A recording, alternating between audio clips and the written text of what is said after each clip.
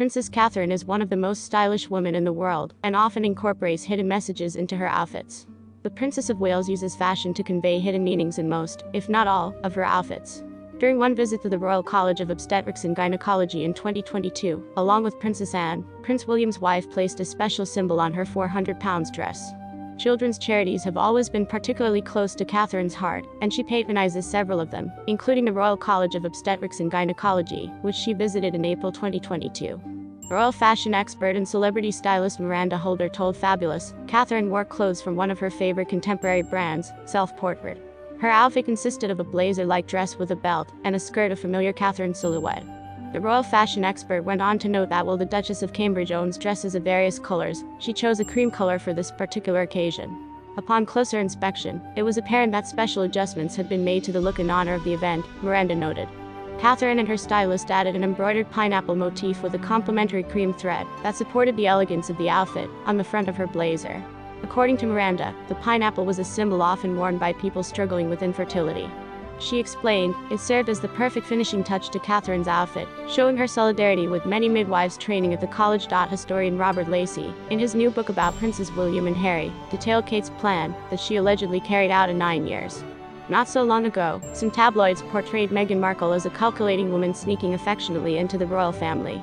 Years before that, however, the same opinion held true for Kate Middleton. At least it is what historian and Crown consultant Robert Lacey believes. In his new book, The Battle of the Brothers, William and Harry, the inside story of a family in turmoil, which recently saw the light of day, Lacey describes how Ms. Middleton has fashioned her life to appear as the best candidate to be the wife of the future heir. According to him, the plan matured in the girl's mind when she was 19. In his work, the historian assures that in 2001, Michael and Carol Middleton's eldest daughter should never have enrolled at St. Andrews University at all. Kate was thinking strategically, Lacey writes. She turned down a place at one of Britain's top universities, Edinburgh, and chose another, the University of St. Andrews, which probably didn't meet such high academic standards. She was already in Edinburgh to sort out housing, but changed universities and decided on art history, because that was William's specialty. She postponed her studies for a year and even took a risk because she might not have gotten into St. Andrews. According to this version, Kate and William's meeting at the university was no accident, but the girl was not alone in her desire to be close to the crown.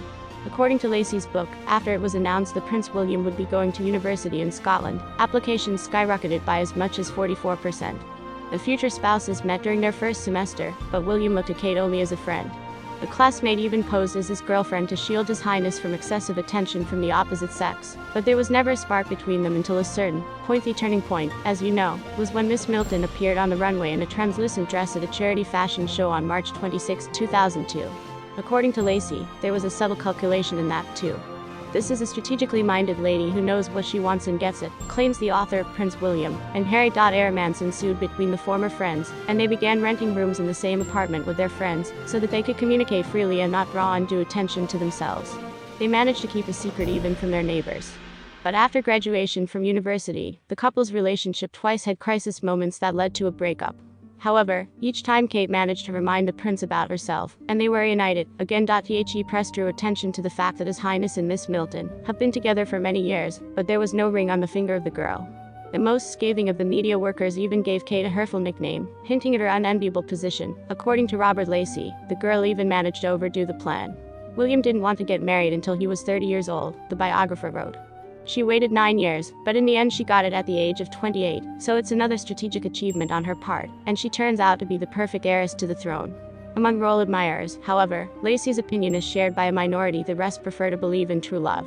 Nevertheless, 9 years after they met, William did ask his sweetheart to marry him. According to many royal experts, it took him so long to make sure that Catherine would be suitable for the role of the future queen, and would not let him down in any situation. As it became known, the wife of the Prince of Wales has developed a special technique to fight for their relationship, which, however, was not the most successful. Almost every moment of the relationship between Princess Diana and Prince Charles is known to the general public and described in detail by numerous royal biographers, and the history of the love triangle involving the royal couple and Camilla Parker Bowles, and even studied to the smallest detail. The affair between Prince Charles and Camilla Parker Bowles left a deep wound in Diana's heart. Secret phone calls, correspondence, and the sense of the presence of a third person in the marriage literally drove the Princess of Wales crazy. According to sources, Diana fought for her relationship in every way possible, trying to talk to her husband and get his attention, as well as using other methods of influence. According to royal biographer and author of Charles The man who would be King Howard Hodgson, Princess Diana chose rather aggressive tactics to fight her spouse's mistress. In the late 80s, Camilla began receiving threatening phone calls at night, saying that someone was in her garden and was going to kill her, Hodgson reported. He continued. Camilla knew it was Diana, but it was still scary. And although the Princess of Wales did not admit that she had called, everyone understood whose hands it was. Remarkably, this information was confirmed by another royal biographer, Penny Junor. In her book The Duchess, The Untold Story, she referred to the frightening phone calls Camilla had received from Diana, and noted that the incident was extremely unpleasant. By the way, Camilla wasn't the only one to receive similar surprises from the Princess of Wales. According to biographers, Diana also called her former secretary Patrick Jeffson, and her children's nanny Tiggy Legbrook, whom she suspected of having an affair with Charles. Diana launched a whole campaign against the nanny because she believed that she was the second mistress of the Prince of Wales. The situation was exacerbated by the fact that William and Harry adored Tiggy, and this makes Diana even more jealous, concluded Hodgson. History of Prince Charles and Princess Diana, a real plot for a soap opera, in which each time emerges new details and details. I and the love triangle, Charles, Diana, Camilla, probably had another participant. At least, that is what the Princess of Wales, who at the end of her life seriously suspected that both she and Camilla were only a distraction for Prince Charles to marry his children's favorite nanny, Tiggy Legbrook, thought. It seemed that after Charles married Camilla in 2005, the world had come to terms with the fact that you can't force a marriage, and if the prince's love for his chosen one has not faded 35 years after their first meeting, then their union is still worth celebrating. However, in 2007, Prince Charles's reputation nearly suffered another blow. It was caused by the 832-page report of Scotland Yard Commissioner Lord John Stevens, in which he presented the final conclusions of the investigation into the death of Princess Diana and Dodi Al-Fayed on August 31, 1997. The red thread in the report was that 4 years before her fateful trip to Paris, Diana was convinced that Charles was cheating on her not with Camilla, but with William and Harry's nanny, Tiggy Legbrook. Diana revealed her fears in a 1993 letter to her butler, Paul Beryl, who put her revelations in the public domain in 2003. In an edited version of the letter, Diana admitted that she believed Charles was planning to cause a car accident involving her, so that he could marry one woman, and the press were convinced Camilla was involved until 2007. However, the original version of the letter did contain the name of a Jane Doe, and Lord Justice Scott Baker did not conceal it. The information was confirmed by the princess's former lawyer, Lord Michigan.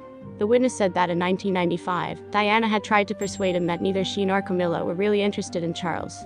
Both women were simply meant to distract public attention from the prince's affair with his son's nanny. At the time, Michigan didn't give much thought to Diana's words. The princess was always prone to paranoid conclusions, but before her death in 2006, he still decided to tell the court about the episode. Tiggy had not worked at Kensington Palace for 10 years. She was married to her high school sweetheart Charles Pettifer, raising 2 sons, and running her own mini hotel in Wales. After the Stevens report hearing, the press rushed to call William and Harry's former nanny and asked for her comment, but Tiggy wouldn't talk to anyone, only wishing the reporters a Merry Christmas.